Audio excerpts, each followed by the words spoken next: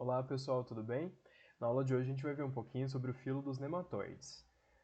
Bom, na última aula então a gente viu, sobre o filo dos plateumintos, que são o filo dos animais achatados, e na aula de hoje a gente vai ver dos animais que estão no filo dos animais com corpo cilíndrico, tá? Então vamos para as características gerais. Então, esses animais eles possuem corpo cilíndrico, geralmente o corpo é bem alongado e afilado, né, nas extremidades, né, ou seja, eles possuem um corpo bem próximo, né, do que é nessa imagem aqui, dessa primeira slide que eu coloquei. Então eles possuem um corpo bem cilíndrico, geralmente eles têm um tamanho variado, esse daqui é um de 5 milímetros, e as pontas são bem afinadas, ó, são pontinhas bem afinadas, né, tanto da cabeça quanto da cauda. Nesse filo a gente vai ter animais de vida livre e animais parasitas, tá? Os que a gente vai dar mais importância são os seus parasitas. Geralmente os de vida livre, eles vão ser encontrados no solo, no mar, na água doce, né? Enquanto que os parasitas, eles geralmente vão atacar todos os tipos de animais e também de vegetais, tá? Essa é uma característica diferente do filo dos plateumintos, né? Que a gente estudou alguns animais, né, do filo dos plateumintos que eles atacavam mais os mamíferos, né? O tamanho desses animais geralmente vai variar entre 1 milímetro até mais ou menos 1 metro, né? Então é uma variação de tamanho bem grande. Eles possuem simetria bilateral, assim como os plateumintos que a gente estudou na última aula, né? Então se a gente fizer um corte anatômico, esses animais vão possuir o lado direito e o lado esquerdo idêntico, né? São dois lados iguais. Então é por isso que eles possuem essa simetria bilateral. Esses animais também são triblásticos, assim como os plateumintos que a gente estudou na última aula, né? Então eles possuem a ectoderme, a mesoderme e a endoderme, né? Eles possuem os três tipos de tecidos embrionários. Uma diferença que a gente já vai ter aqui, esses animais eles vão ser pseudocelomados, né? No último filo a gente viu que eles eram acelomados, ou seja, eles não possuíam nenhum tipo de cavidade, né, corporal. Já esses animais do filo dos nematóides, eles vão possuir uma cavidade, só que ela não vai ser revestida totalmente pela mesoderme. Então aqui na imagem vocês podem observar que esse espaço em branco aqui, ó, seria a cavidade, né, que a gente chama de celoma.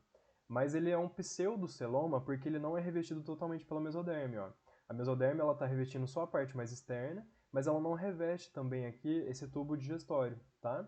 Então essa cavidade que ela serve no caso para alocar alguns órgãos, e ela é um pseudoceloma porque ele não é revestido totalmente pela mesoderme. Esses animais eles vão possuir o corpo revestido por cutícula, né, geralmente uma cutícula bem espessa e elástica que vai ser sobre a epiderme. Esses animais geralmente eles vão passar por um período de muda, né, ou seja, eles vão trocar essa cutícula, né, ao decorrer do tempo.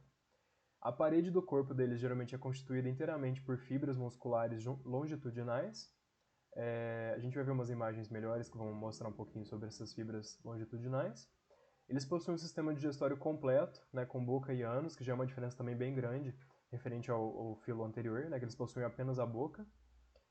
A digestão desses animais geralmente é uma digestão extracelular, e como eles têm esse pseudoceloma aqui nessa cavidade, geralmente essa cavidade aqui ela vai ser preenchida com o fluido corporal desses animais, tá? Então, o fluido corporal, né, dos pseudocelomados, né, ele geralmente absorve os nutrientes do digestório e vai espalhar pelo corpo todo através desse celoma, né, desse pseudoceloma. Além disso, esse pseudoceloma, como ele vai ficar inundado, né, com esse fluido corporal, ele também vai servir como um esqueleto hidrostático, tá? Então ele vai ser um animal, né, mais, como é que eu posso dizer, mais mole, né? Porque ele vai ser preenchido aqui nesse pseudoceloma com esse fluido corporal. Então, através desse fluido corporal que vai estar dentro de todo esse pseudoceloma, eles vão absorver o nutriente, né, através do corpo nesse pseudoceloma, e ele também vai servir, né, para esse esqueleto hidrostático, tá? Então, se a gente for analisar a anatomia, ó, esses animais então eles vão possuir a boca e o ânus, né, eles têm o sistema digestório completo. Aqui eles vão possuir algumas peças bucais que servem para eles se fixarem, né, no intestino, para eles fazerem sucção, né, do alimento. E essa parte, né, da boca com essas peças bucais, a gente fala que é a faringe desses animais. Eles vão possuir também um anel nervoso, né, com o sistema condutor aqui nervoso que a gente vai ver na próxima imagem. Eles possuem aqui alguns poros excretores também, assim como os animais anteriores, mas eles não possuem a célula flama, tá, igual aos plateumintos. Eles vão possuir um intestino, né, ligado aqui com a boca, onde eles vão fazer a absorção dos nutrientes também. O pseudoceloma, né, que seria essa cavidade que a gente viu no último slide. Eles possuem um ovário junto com um poro reprodutor, né? No caso daqui seria um animal fêmea, né? A gente vai ter, no caso que eles são animais dioicos, né? Eles possuem o sistema reprodutor masculino e feminino separados. A cutícula, que a gente falou, que é essa proteção que eles possuem, né? Então ele é um animal até um pouco mais complexo do que o dos filos dos plateumintos. Então o sistema nervoso, igual eu falei para vocês, ele é constituído por esse anel nervoso. Ó, se a gente analisar essa imagem, a gente tem aqui um gânglio cerebral, né, que seria esse anel nervoso que eles possuem ao redor aqui do esôfago. De onde aqui vai partir alguns cordões nervosos, tanto anteriores quanto posteriores, ao longo do corpo desses animais. Então aqui, ó, esses gânglios cerebrais, eles vão ser ligados com esses cordões nervosos, ó, que vão transmitir as informações nervosas para o corpo todo desse animal. Esses animais, então, como eu disse, eles são unissexuados, né? Eles possuem os sexos separados, né? Existem animais fêmeas e animais machos. A fecundação desses animais, do filo dos nematóides, vai ser uma fecundação interna, só que o desenvolvimento vai ser indireto, né? Porque ele vai passar por um período de larva. Então, nessa imagem aqui, está falando praticamente as mesmas estruturas que a gente viu na imagem anterior, né? Tem a boca, a faringe, esse anel nervoso, né? Esse anel que está relacionado com o cordão nervoso, com o sistema nervoso desse animal, a cutícula.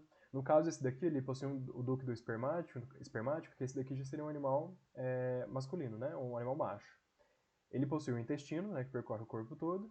No caso desse aqui, por ele ser macho, ele tem um testículo. O pseudoceloma, que seria essa cavidade. Aqui a gente tem a cloaca, né, que é junto com o ânus, onde ele vai fazer a excreção, né, dos resíduos alimentares. A vesícula seminal, o espermatozoide, que é onde vai ser produzido os gametas. Esse poro excretor, né, que geralmente ele vai secretar algumas coisas mais fluidas, na verdade, né, algumas secreções mais líquidas. E esse cordão nervoso, né, tanto o ventral quanto o dorsal. Então, o primeiro animal desse filo que a gente vai estudar vai ser a Ascaris lumbricoides, né, que seria a lombriga. Ele vai ser um verme, né, igual eu já falei para vocês, um verme mais... ele não é achatado, né, igual a gente viu dos outros anteriores. É um verme com corpo mais cilíndrico. E esse verme vai ser o que vai causar a ascaridíase humana, né, que seria a lombriga, né, a típica lombriga que muitas pessoas ainda têm até hoje.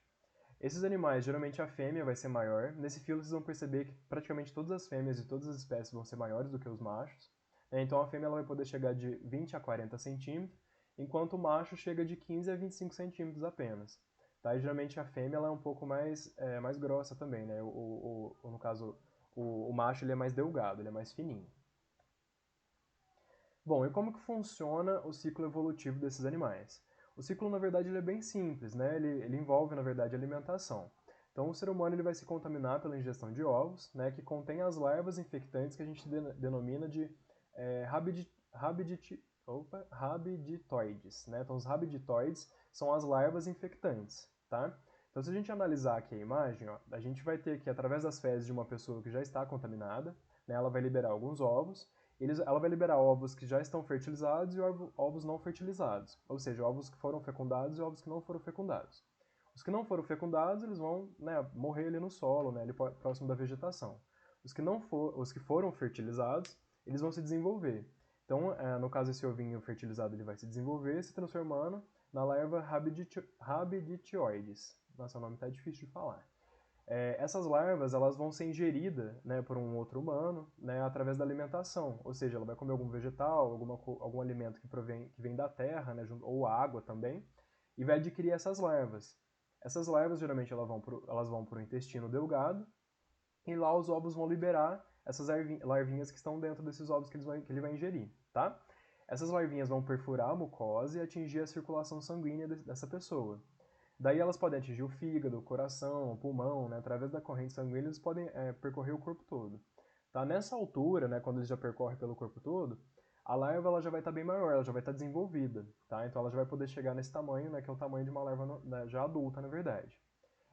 Ela vai poder romper os capilares pulmonares, por exemplo. Ela vai poder cair nos alvéolos e seguir pelos brônquios, pelos bronquíolos, pela traqueia, até, no caso, a laringe.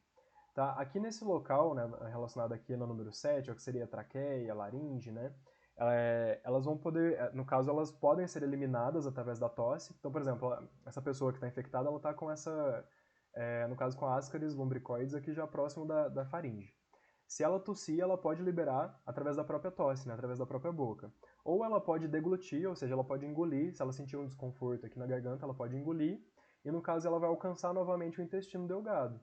E lá elas vão se evoluir para adultos e atingir a maturidade sexual e se reproduzirem, né, sexuadamente. Então, no caso desse ciclo, os humanos são os hospedeiros definitivos, tá? Porque ele vai ter reprodução sexuada dentro do humano. Na verdade, nesse ciclo não envolve outro tipo de animal, né? Geralmente é só o humano mesmo. E lá eles vão, no caso, dentro do intestino delgado, elas vão se reproduzir, vão liberar mais ovos e esses ovos vão sair através das fezes. No caso, esses ovos eles vão ser ingeridos por outros humanos, da mesma forma como falei no início do ciclo para vocês. Mas aí o que é importante vocês saberem é que eles podem liberar ovos fertilizados e ovos não fertilizados, ou seja, ovos que foram fecundados realmente e ovos que não foram fecundados. E esses ovos vão se desenvolver, né, no solo, esses que estão fertilizados, né, se transformando nas larvas dentro do ovo mesmo. A larva ela vai se chamar rabidictoides, e essas larvas dentro dos ovos que vão infectar no caso humano. Então a fase infectante seria essa larvinha dentro do ovo que a pessoa ingere com a alimentação. E a partir disso, igual eu falei, elas podem ir para todos os tipos de órgãos. Geralmente é mais para o intestino, mas eles podem até subir. Inclusive, existem casos de pessoas que moram em lugares sem saneamento básico, que não procuram o tipo de tratamento e ela fica com a barriga imensa, né, cheia de lombrigas, e elas podem realmente subir e até sair pelo nariz. Né? Então, na verdade, é um caso sério para pessoas que não têm esse saneamento básico. No caso, aqui eu trouxe uma imagem para vocês terem uma noção, ó, seria uma parte do intestino que está infestada de lombrigas. Né? Uma imagem até feia de ver, na verdade, mas ela está infestada de lombrigas. Quando acontece isso daqui, essa pessoa ela já vai ter provavelmente uma barriga bem inchada, ela não vai conseguir defecar, ela provavelmente já vai estar anêmica, né? Porque essas lombrigas vão estar se alimentando, né, dos nutrientes dessa pessoa. Então, nesse caso aqui, essa pessoa provavelmente ela vai morrer, porque ela já está num estágio bem avançado da doença, tá? Então aqui no caso, ó, mais algumas informações que eu trouxe para vocês. Ó, cada fêmea adulta pode chegar a depositar até 200 mil ovos por dia, ainda imaturos, né, eles não são infestantes. E entre 15 a 20 dias eles se tornam infestantes, ou seja, eles vão se desenvolver. No solo, os ovos podem manter-se viáveis por muitos meses. A falta de saneamento básico vai facilitar a disseminação, né, pelo solo úmido, mananciais de água ou até mesmo pelo vento. Então, no caso, a fêmea ela pode depositar até 200 ovos por dia, que ainda vão estar imaturos. Né? E aí, voltando aqui no ciclo, esses ovos que vão estar imaturos, eles podem ser inférteis, né? No caso, eles vão morrer aqui no solo, né? Através das fezes, né? Que a pessoa vai liberar, e eles podem ser fertilizados, né? Dentro mesmo dentro da fecundação deles, dentro do intestino, né? Ela já vai liberar esses ovos fertilizados ou não fertilizados. No caso, fertilizados que vão se desenvolver, fazendo com que o ciclo aconteça novamente com outros humanos. A ascaridise ela é mais frequente entre crianças de 1 a 5 anos e os sintomas clínicos são variáveis, desde a ausência de manifestações até problemas graves, pois durante a migração os vermes podem causar lesões, né, pelo corpo, né, por todos os órgãos que ela vai passar, principalmente no intestino e nos pulmões, né, provocando hemorragias. Quando em grande número, formam enovelados, né, que seriam esses bloqueios, né, que vão fazer como se fosse uma bolinha mesmo de vários vermes, né, e eles vão bloquear o intestino, que foi o que eu disse para vocês. No caso que vai provocar oclusão intestinal, ou seja, a pessoa não vai conseguir defecar. Pode ocorrer ainda a anorexia, que seria a perda do apetite, a bulimia, a digestão difícil, né, dos alimentos, porque ela não vai conseguir digerir. A desnutrição, porque esses animais vão estar ingerindo os nutrientes através do intestino. Palidez, insônia, manifestações alérgicas, entre outros, tá? Então, geralmente, essa é uma doença que a gente vai conseguir tratar através de saneamento básico. Tá? Então, a profilaxia que a gente tem, além do tratamento dos doentes em si, com antiparasitários, a gente vai ter também o saneamento básico, que é o mais importante. Além da educação sanitária, a higiene alimentar, né? Ou seja, se alimentar de alimentos bem lavados, né? Bem cultivados. Aqui eu até trouxe uma imagem para vocês que é algo que a gente não tem no nosso dia a dia, mas isso é muito típico no Brasil. Existem muitas cidades no Brasil que não têm saneamento básico. E é exatamente isso daqui, as crianças ficam no meio do lixo, dessa água suja, e a partir desse momento, o que ela contrai esses tipos de verminose? Elas podem contrair aqui até outros tipos de doenças, tá? Então, sobre a Ascaris lumbricoides seria isso. Agora a gente tem um outro parasita também desse filo, que é o Ancylostoma duodenale e o Necator americanus. Os dois são vermes bem parecidos, tá? Eles são causadores do amarelão, ou do ancylostomíase, ou ainda opilação, né? São nomes da mesma doença, na verdade. A diferença maior que a gente vai ter aqui vai ser da anatomia desses animais, tá? Ambos os animais vão ser cilíndricos, eles são pequenos, né, de 1 centímetro em média, e possuem uma cápsula bucal com a qual se fixam na parede do intestino delgado. Essa cápsula vai diferenciar nesses dois gêneros, né? No caso do ancylostoma, do duodenale, ele vai possuir esses dentinhos, né, onde ele vai se fixar lá no intestino. Já o Necator, ele possui essas lâminas cortantes, que também servem para se fixar no intestino, tá? No caso, os dois, então, causam amarelão, mas a maior diferença deles vai ser essa cápsula bucal, tá? A diferença aqui dos dentinhos e dessas lâminas cortantes. Então, o humano, no caso desse ciclo, ele vai se infectar. Aliás, o humano infectado, né, ele já vai possuir os vermes no duodeno e nas porções iniciais do jejum, né, então vai estar lá no intestino. As fêmeas do Ancylostoma duodenale e do Necator, elas podem colocar uma grande quantidade de ovos dentro dessa pessoa, né, que chega de 10 mil a 30 mil ovos, que geralmente vão ser eliminados com as fezes também. Né? O ciclo, na verdade, vai ser bem próximo do que a gente viu anteriormente. Num solo úmido, bem oxigenado e com temperatura entre 25 a 30 graus, seria propício, né, para as condições ideais para a eclosão desses ovos em aproximadamente 2 dias. As larvas resultantes, que também têm o mesmo nome, tá? Elas são rabiditioides, elas vão evoluir, no caso aqui, para filarioides, né, que vão ser a fase infestantes, que vão infectar, no caso, as pessoas em poucos dias. Aqui a diferença vai ser que a pessoa não vai ingerir no caso, esse verme pela alimentação. Tá? No caso aqui, elas vão penetrar ativamente a pele da pessoa, principalmente pelos pés, tá? Até atingir a circulação, coração, pulmões, né? E elas vão perfurar, no caso, os alvéolos, atingindo os brônquios, tranqueia, laringe, e daí elas chegam ao seu habitat e se fixam na mucosa, né, dando sequência no ciclo, que seria lá no intestino. Todo esse trajeto pode levar aproximadamente uma semana, tá?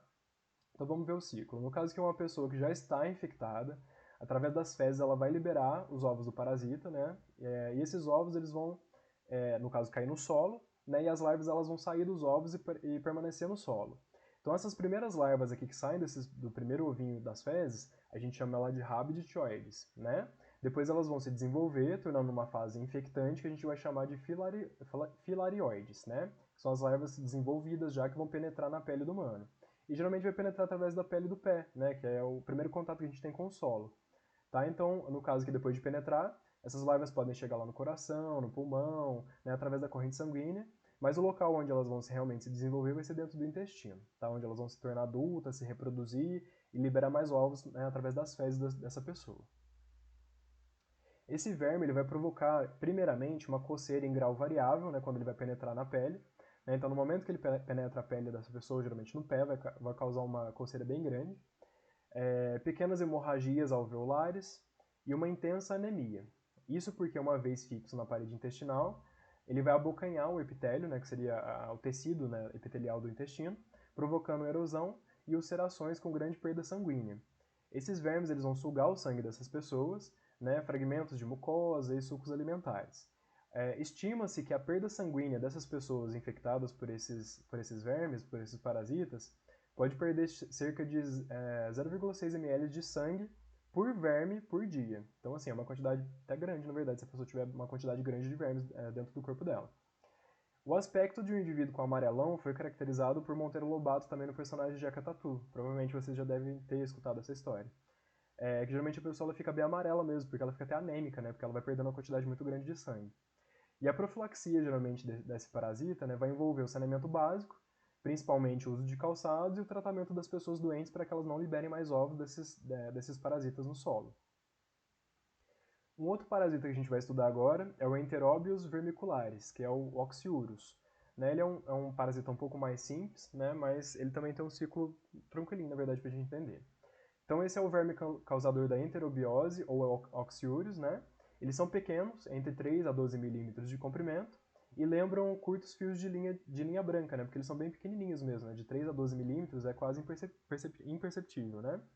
Esses vermes adultos, geralmente eles vão habitar o intestino grosso, né? Então, geralmente todos esses parasitas que a gente está vendo, o habitat natural deles é o intestino, mas alguns podem, através da corrente sanguínea, ir para outros órgãos também.